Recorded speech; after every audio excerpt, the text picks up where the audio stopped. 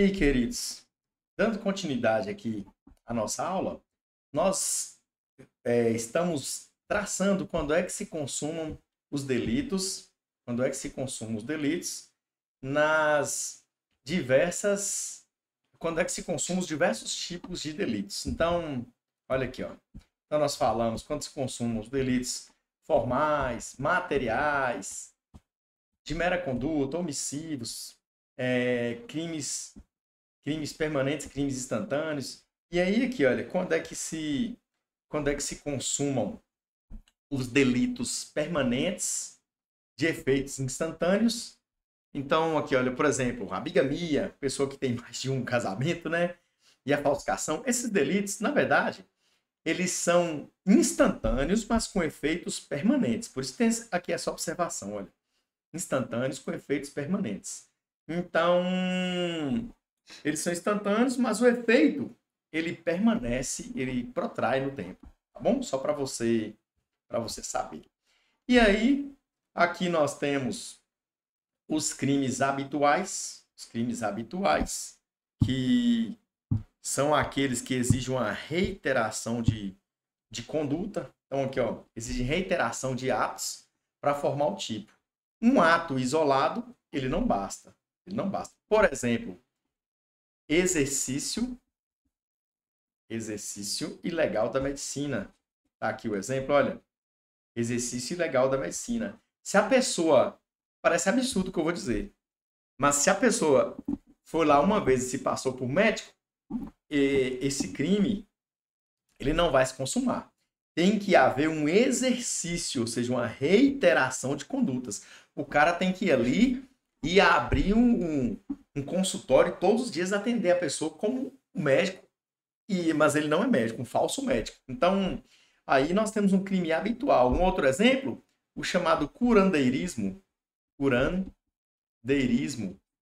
Pessoa que promete ali curar as pessoas e cobra por isso e tal. É como se fosse uma vertente do exercício legal da medicina, mas voltado para a crença. Então, tem que haver um hábito, uma reiteração. E aí nós temos aqui, olha, a tentativa não se admite, tentativa de crime habitual, não tem como, né? Não admite, porque um só ato, ele não é delito, ele não é crime. E aí, agora nós vamos falar do exaurimento. Do exaurimento. Conceito. É o ato posterior à consumação. O exaurimento é o ato posterior à consumação que agrava a lesão ou aperfeiçoa a vantagem. Aperfeiçoa a vantagem. Serve para a dosimetria, para dosar a pena, é o que nós falamos antes. O exaurimento ele não vai fazer parte do iter criminis necessariamente, mas ele é uma espécie de agravamento, digamos assim. O exaurimento ele vai servir lá para a dosagem da pena. Tá bom? Então, ele é um ato posterior à consumação. Eu vou até complementar o que eu falei. Eu vou até implementar o que eu falei. Muitos doutrinadores, eles colocam o exaurimento no iter crime, mas como uma fase posterior à consumação. Tá bom? Consumação. Mas, no geral, entenda que as fases iniciais do crime são cogitação, preparação, execução e consumação. Beleza? O exaurimento vem depois. Ele serve para agravar e ele não está diretamente ligado ao iter crimes. Beleza? Só para ficar claro. Então aí, ó, ele é posterior à consumação, tal, já falamos. Aqui, ó, no estelionato, a obtenção da vantagem integra a consumação. Gastos subsequentes com o valor recebido são mero exaurimento. Mero exaurimento. Então, nós podemos citar como exemplo ali, ó, a extorsão. A extorsão. A extorsão em si já resulta em consumação. Já resulta em consumação. Consumação. Porém, o recebimento do valor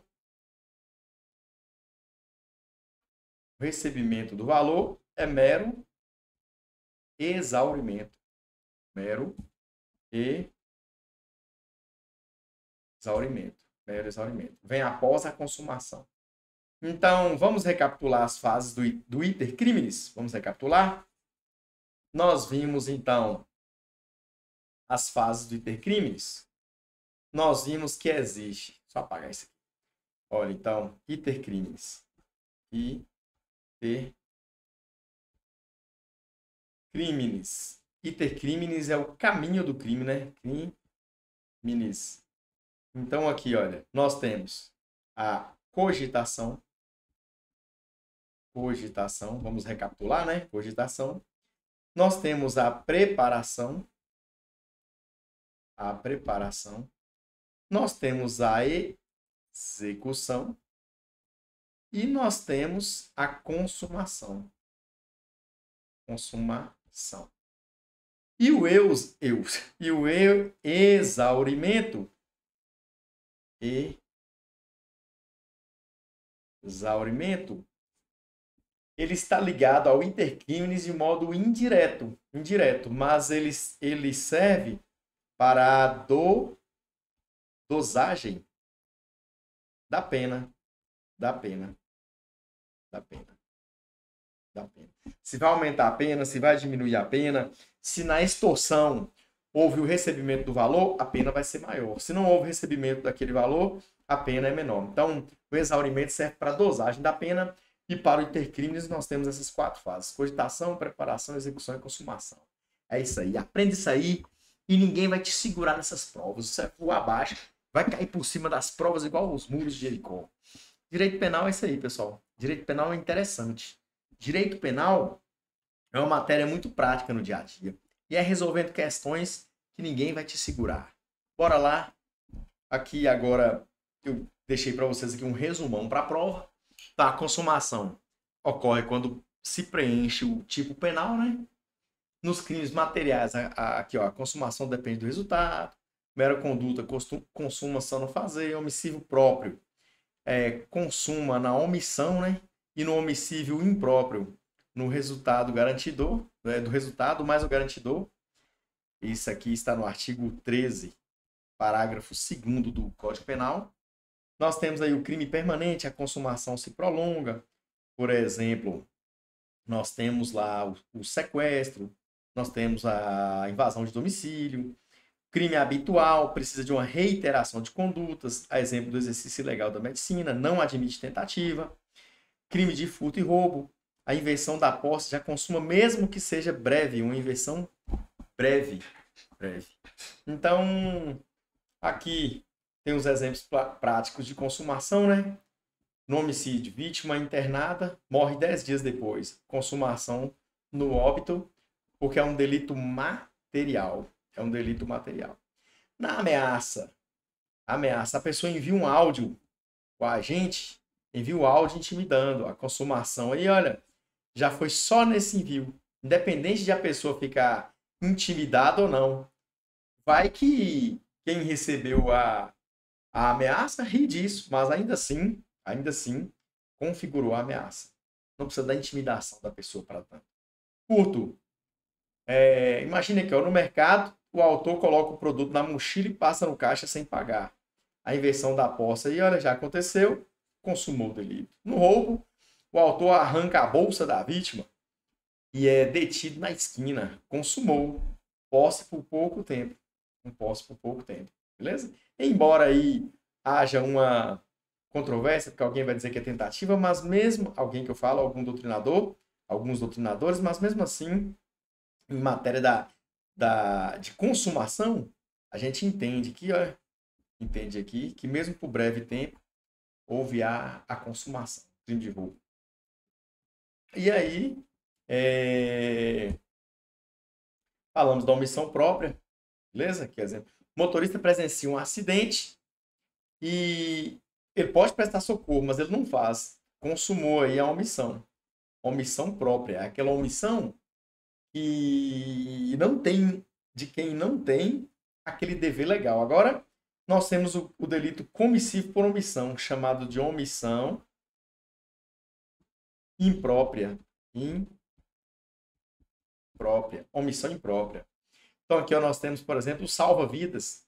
O salva-vidas ele tem o dever de salvar, Ele tem o dever de salvar o banhista, mas ele não salva e o banhista vem a morrer. Então aqui, ó, salva-vidas, omite resgate e o banhista morre. Então a consumação ocorre com o resultado morte. Beleza? Porque ele é um garantidor. Era a responsabilidade dele salvar essa pessoa. Então, mesmo acontece ali com quem, por exemplo, comete ali pratica um incêndio e ele tem um dever de apagar esse incêndio mata algumas pessoas, essa pessoa vai responder por essa omissão imprópria também. E aí nós temos aqui a tentativa, nós vamos falar agora da tentativa. Então, o conceito. A tentativa, ela é chamada também tipo penal por extensão. Por extensão. O que isso quer dizer, professor? Tipo penal por extensão. Significa que a tentativa ela está na parte geral. A tentativa está na parte geral do Código Penal. E aí, na parte especial do Código Penal, por exemplo, a parte especial é que trata ali dos delitos em espécie. O furto, o roubo, a lesão corporal, a falsificação de documento.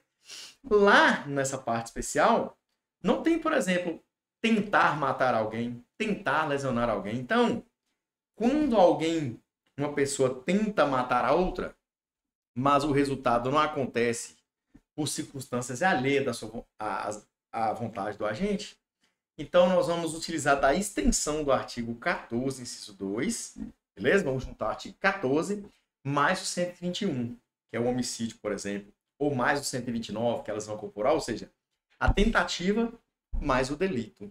Então aí nós temos um tipo penal por extensão, só a título de curiosidade, porque você estudou Lyon concurso, e nós estamos aqui para dilacerar essa prova. Olha só, conceito. Ocorre quando o agente dá início à execução do crime, mas o resultado não se consuma por circunstâncias alheias à sua vontade. É exatamente isso aqui que está no artigo 14, inciso 2 do Código Penal. Exige dolo e o início da execução. Se não teve início de execução, não há que se falar em tentativa. Então aqui, ó, exemplo. A atira em B para matá-lo, mas erra a mira e não acerta o disparo. Houve uma tentativa aí. Um ladrão força a porta de uma casa, mas é surpreendido pela polícia antes de entrar. Tentativa também. Esses delitos aí, nesses dois exemplos, não aconteceram por circunstâncias alheias à vontade do agente. Beleza? E aí nós temos aqui os requisitos da tentativa. Quais são os requisitos da tentativa? Ó, tem que ter início de execução. Não basta o ato preparatório. Beleza? Não basta o ato preparatório. Tem que ser início de execução. Professor, como assim? Vamos dar exemplo. A quer matar B. A quer matar B. A, então, foi lá e adquiriu uma arma. Adquiriu um 38. Foi lá e adquiriu um 38. Ainda não podemos falar em tentativa. Tentativa de homicídio, né? Não podemos falar em tentativa de homicídio. Então, o que acontece? Quando A encontra B e efetua os disparos, agora sim estamos falando em tentativa. Então, a tentativa ela vai além da preparação do delito, além dos atos preparatórios. Ela exige um início, ao menos o início da execução. É o tentar lesionar alguém ali, começar a lesionar, chega a viatura, o agressor foge. Então, tem que ter dolo, tem que ter intenção de realizar o delito, né? Obviamente, como que alguém vai tentar matar alguém, por exemplo, sem vontade? Então, aí não é tentativa. E aí, não pode ocorrer a consumação. Porque se ocorrer a consumação, já não estamos falando mais de tentativa, e sim de um delito consumado. Por exemplo, aqui, ó. Falha na execução. Por exemplo, A tenta matar B, mas a arma falha. A tenta matar B, mas B era ligeiro demais. Aconteceu aqui certa vez aqui na nossa cidade, uma pessoa muito famosa da cidade, ela estava cortejando uma mulher casada. Então esse cara estava cortejando uma mulher casada. O marido chegou na hora e aí rolou um tiroteio. Essa pessoa que estava cantando a mulher casada desviou dos tiros igual ao filme Matrix. Não acertou uma bala, uma munição nela, um projétil que seja. Então aí, exemplo típico de falha na execução. E aí nós temos aqui, olha, como eu disse, a resistência da vítima. Muitas vezes a vítima entra em luta corporal com o agressor. Muitas vezes não, pode acontecer, né? Já a vítima entrar em luta corporal com o agressor. Muitas vezes nada. Quem é que vai ficar à frente de uma faca de um 38, por exemplo, de uma pistola? Então, se a vítima entra em luta corporal, a vítima resiste, a vítima tranca-se no quarto, a vítima foge. Então, aí nós temos resistência. Beleza? E aqui, ó, resistência. Para na execução, vamos recapitular. A arma falha, vai acertar uma paulada em alguém, mas o porrete, ele estava podre, quebra, não mata a pessoa, falha na execução. E aí a resistência da vítima, a vítima luta, a vítima foge, a vítima finge morta. E nós temos também a intervenção policial. A viatura chega ali e resolve esse problema. E nós temos o fundamento, né? O fundamento da tentativa. O direito penal pune a tentativa porque o agente já demonstrou perigo concreto ao bem jurídico e revelou a sua periculosidade social. Ou seja, a tentativa ela tem que ser punida porque a pessoa ela demonstrou ali, por exemplo, na vontade de matar, o chamado animus necandi, a vontade de matar, na lesão corporal, a vontade de ferir, o animus laetemi, salvo engano, não são os termos em latim do direito. Então, a tentativa ela tem sim que ser punida. E ela é punida com a pena do delito diminuída de 1 a 2 terços. É nóis? Então, redução de pena, ó. A pena do crime tentado era reduzida de 1 a 2 terços. Critério: quanto mais próximo o agente chegou da execução, quanto mais próximo o agente chega da consumação, menor vai ser a redução da pena. Aí nós temos aqui, olha, tentativa perfeita, eu vou detalhar aqui para vocês, que é a tentativa acabada, e a tentativa imperfeita, que é a tentativa inacabada. Vou detalhar para vocês. Então aqui, ó, tentativa acabada. O agente chegou muito perto da consumação. Por exemplo, imagina ali que ele gastou todos os projéteis, todas as balas da munição, perdoe, todas as balas do revólver. Então, tentativa perfeita acabada. Então, o ato ficou longe da consumação. Imagina ali, olha, que a vítima correu. Quando viu a arma, a vítima correu. Então, tentativa inacabada. Aí, ou então aqui, olha, vou dar aqui, olha, tentativa imperfeita, né? Vamos detalhar isso aqui. Tentativa imperfeita, é a inacabada. O agente ele não consegue esgotar todos os atos executórios. Foi o que falamos aqui, olha. O agente não consegue esgotar todos os atos. Exemplo, o agente tenta esfaquear a vítima, mas é contido antes de desferir o golpe fatal. Tentativa perfeita, acabada ou crime falho. Muitas vezes a prova vai usar esse nome para você, que é o crime falho. O agente faz tudo que podia, mas o resultado não acontece. Exemplo, o agente dispara 3 tiros para matar, mas a vítima sobrevive por socorro médico. Então aqui nós temos uma tentativa perfeita. O agente fez tudo que estava ao alcance dele, mas a vítima foi socorrida.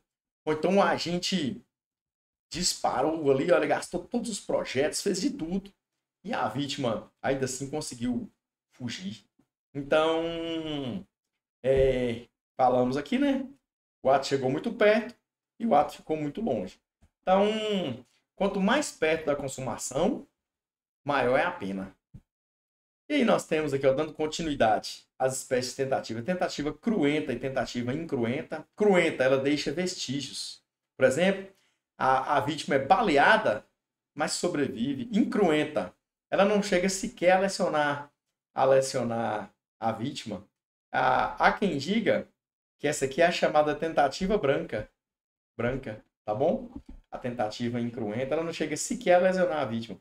Atira, mas erra todos os tiros. Acontece, viu, gente? Atirar é muito difícil. Macetinho aqui, ó. Na tentativa, o crime só não acontece porque o agente desistiu. Perdão, o crime só não acontece não porque o agente desistiu, mas porque algo fora da sua vontade impediu, ou seja, uma circunstância alheia à vontade do agente. O pulo do gato da prova é esse aqui, ó. Circunstâncias alheias à vontade do agente, Então, o crime tentado, ele não ocorre por circunstâncias alheias à vontade do agente. É isso que está descrito no artigo 14, inciso 2 do Código Penal. Aí agora nós vamos falar de desistência voluntária. Desistência voluntária, que ó, o agente inicia a execução, mas desiste pela vontade dele mesmo. Ele fala, quer saber, vou mexer com isso não, tal. Então, uma vontade dele mesmo de não continuar. Nesse caso, não vai haver consumação, porque o agente decide parar. Então, aqui, ó, A aponta a arma para B. A aponta a arma para B. Mas ele fala assim, velho, quer saber? Eu não vou fazer isso, não. Nós gostamos um do outro. Você é meu parça, eu tô arrependido. Então, aí nós temos a desistência voluntária. Não existe consumação nesse caso. E aí, olha, o que vai acontecer? A vai responder só pelos atos praticados. Ele vai responder ali, por exemplo, pelo porte ilegal de arma, se for o caso. Ou se ele causou ali alguma lesão corporal na vítima antes. Se ele agrediu, mas não matou, ele vai responder pela lesão. Então, ele só responde pelos atos já praticados. Por exemplo, se já tivesse dado coronhadas, responderia por lesão. Não responde pela tentativa de homicídio.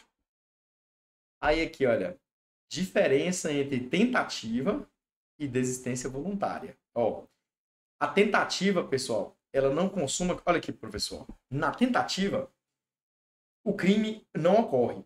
Assim como na desistência voluntária. Mas na tentativa, o agente ele quer cometer o delito, ele quer matar, ele quer lesionar, mas por uma circunstância alheia à vontade dele, esse delito não se consuma.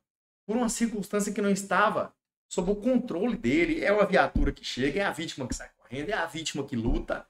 Então, na tentativa, o delito não ocorre por circunstâncias alheias à vontade do agente. Agora, na desistência voluntária, o crime não ocorre porque o agente não quis. Eu estou apontando para mim aqui, ó, eu sou o agente, por exemplo. Quero matar o meu vizinho. Então, mas é para eu falar, quer saber, velho? Só porque você me zoou porque meu galo tá perdendo, tá bom, vou deixar isso para lá. Eu, por um intento meu, olha, da minha cabeça eu não quis. Foi por uma circunstância dentro da minha vontade. Então, essa é a diferença entre tentativa e desistência voluntária. Então, aqui, ó, na tentativa, por exemplo, a arma falha, a polícia vem, já falamos. Na desistência voluntária, não ocorre por uma decisão do próprio agente. O próprio agente, sei lá, o agente vai lá e se arrepende. Mas eu não vou usar esse nome arrepende aqui, não, senão vai confundir vocês quando a gente falar do arrependimento eficaz. Então, aqui, ó, o agente não quis mais. Simplesmente, o agente não quis. Ele fala, quer saber, não é que ele se arrependeu nesse caso, que ele não quis, ele fala, não vou fazer isso mais, não. Deixa pra lá e tal. Aí agora nós temos aqui o chamado arrependimento eficaz. O agente esgota, olha, todos os meios executórios. Todos os meios executórios. Mas ao final ele vai atuar para impedir que o resultado ocorra. A iniciativa de evitar o resultado é do próprio agente. Por exemplo, A vai lá e envenena B. Mas em seguida, A vai lá e leva B para o hospital. Olha, e tem que ter resultado. Tem que ser, olha o nome, arrependimento eficaz. Tem que ser eficaz. Se ele não salvar, se não ocorrer a eficácia, se o resultado acontecer, ele vai responder, o agente responde pelo resultado. Pode até existir mais à frente uma causa lá na hora do julgamento, na hora que o juiz for analisar o caso concreto, pode até ser que haja uma diminuição de pena, mas ele vai responder pelo resultado. Então, o arrependimento tem que ser eficaz. Olha, crime de perigo ou lesão decorrente de envenenamento inicial. Então, qual o exemplo que temos aqui em cima? O arrependimento eficaz exige que a conduta do agente efetivamente, olha, efetivamente tem que ser eficaz o arrependimento. Impeça o resultado. Se apenas tentar ajudar, mas a vítima morrer, por exemplo, o crime se consuma. O crime se consuma. Então, vamos aqui recapitular. Vamos recapitular agora. Ó. Vamos ver a diferença, então, entre tentativa versus desistência voluntária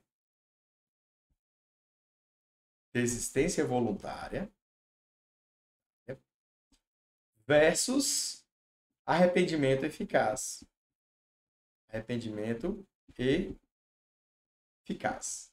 Então, aqui, olha. Na tentativa, o agente quer o resultado, e ele utiliza de todos os meios para atingir o resultado, morte, lesão, que seja. Porém, o resultado não acontece por uma circunstância alheia, uma circunstância que está fora da vontade do agente. Já na desistência voluntária, o que o agente faz? O agente vai ali e ele começa uma execução, olha aqui, ó. Olha aqui, começa a execução. Mas aí, o que acontece?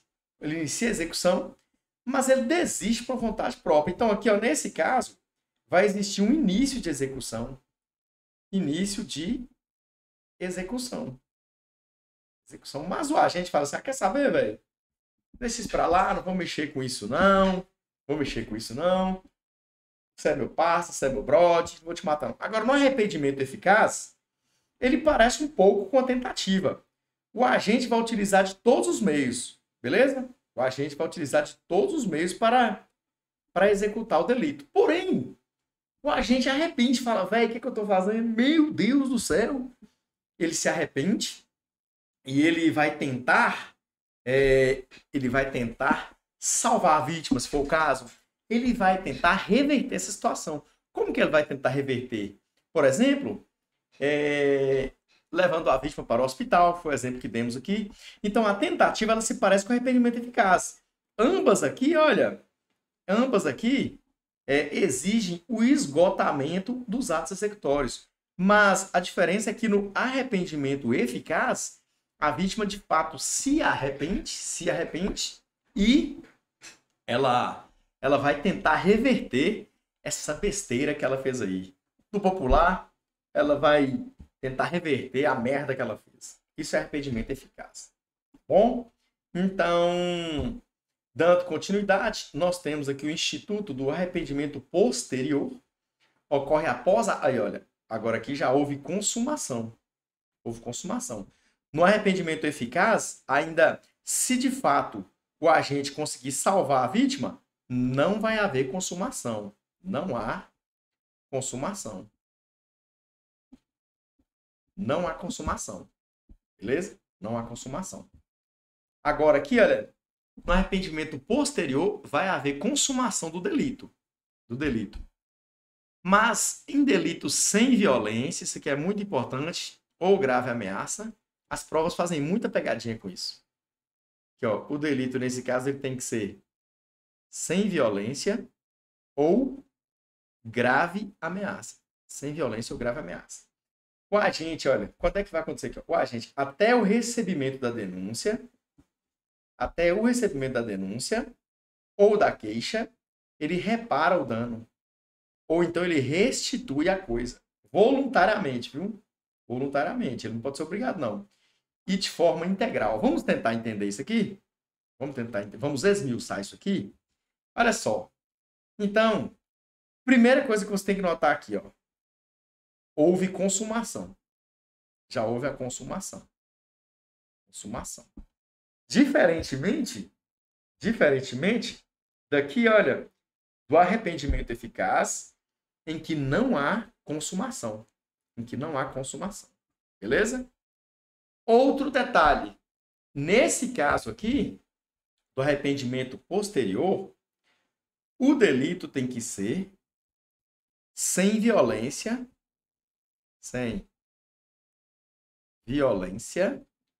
ou ameaça, ou grave ameaça. sem violência ou grave ameaça. Terceiro requisito para o arrependimento posterior. Ele tem que acontecer até o recebimento da sentença. Ele tem que acontecer até o recebimento da sentença, não, perdoe, pô, da denúncia. Até o recebimento da denúncia ou da queixa. Olha o que está escrito aqui, ó. Até. Então, aqui, olha. Imagina a cena. Cena de filme.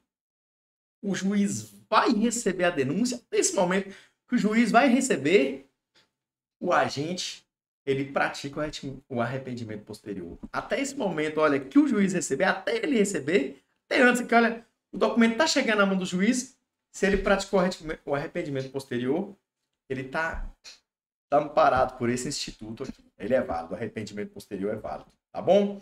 Então aqui, ó, e aí o quarto requisito tem que haver uma voluntariedade,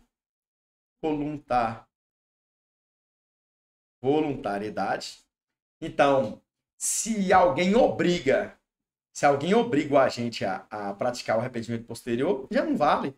Alguém vira e fala, se você não devolver o que você roubou, o que você furtou, você vai morrer.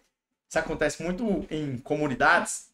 Às vezes, alguém furta ou alguém comete um roubo e vai para a comunidade. O traficante ali que manda naquela comunidade, ele fala, velho, se você não devolver isso aqui, devolver isso para a pessoa, você vai ser morto. Aí eu pergunto, houve a consumação? Houve, porque a pessoa roubou. Foi sem violência? Não houve violência. Aí já não serve. Mas vamos pensar então no furto. Houve consumação? Houve. Foi sem violência? Foi sem violência? Foi. E nem grave ameaça. E aí, beleza, ainda não houve o recebimento da denúncia pelo juiz, tá bom? Eu vou dizer assim. E aí, houve voluntariedade? Não. Não houve voluntariedade, porque o autor, nesse caso, foi obrigado. O traficante obrigou ele. Beleza? E aí nós temos o quinto requisito, que é a reparação integral, viu? Integral. Se A foi ali e subtraiu 10 mil reais, ele tem que devolver os 10 mil reais. Não vale devolver 8, 7, 6. Isso é arrependimento posterior. Então aqui, ó, olha o pulo do gato. Nesse caso aqui, olha, é cabível em delitos sem violência ou grave ameaça. Diferentemente do arrependimento eficaz, que aceita um delito com violência, sem violência, beleza? Então, para você não confundir. E aí, analisa esses requisitos com calma, com tranquilidade. É nóis? Então, bora lá. Vamos falar agora do crime impossível. Porém, vai ficar para a nossa próxima aula. Próxima aula nossa, a gente fala do crime impossível. É nóis.